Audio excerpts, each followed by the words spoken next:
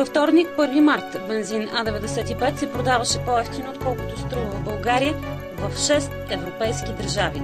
В Кипър с 16 стотинки по-малко, Естония минус 6, Латвия и Литва минус 5, Полша минус 15 и Румъния минус 10. В Люксембург бензинът струваше колкото в България.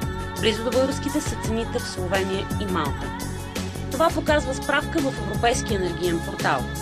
При дизела положението е следното. По-евтино в България в Кипър минус 24 стотинки, Естония минус 1, Латвия минус 10, Литва минус 30, Люксембург минус 34, Малта минус 18, Испания минус 5, Полша минус 24, Румъния минус 18, Словения минус 14 и Словакия минус 4.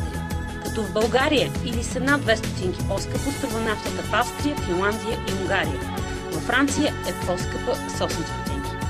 Поскъпването на горивата в България оголи до крайна степен същността на българската пазарна икономика, лишена от всякаква пазарна логика. Пожодерска, монополна, фактически картелирана и безмерно алчна. Докато при храните, където поскъпването също е зверско, все пак има известно размиване, при горивата е прекрасно видно, понеже цените в цяла България навсякъде са еднакви и понеже има ясна база за сравнение. Няма никаква логика и никакво оправдание горивата в България да са по-скъпи, отколкото са страни като Полша, Румъния, Естония, Литва, Кипър, Латвия, Малта. За Люксембург, Австрия и Финландия да не говорим. Във всички тези страни разходите за производство и дистрибуция на горивото са с пъти по-високи, отколкото в България. За 500 евро заплата, каквито са парите в рафинерията в Бургас, никой финландец няма да излезе от къщи. Същото е и по бензиностанциите в България, където заплатите рядко надхвърлят чисти 500 лева.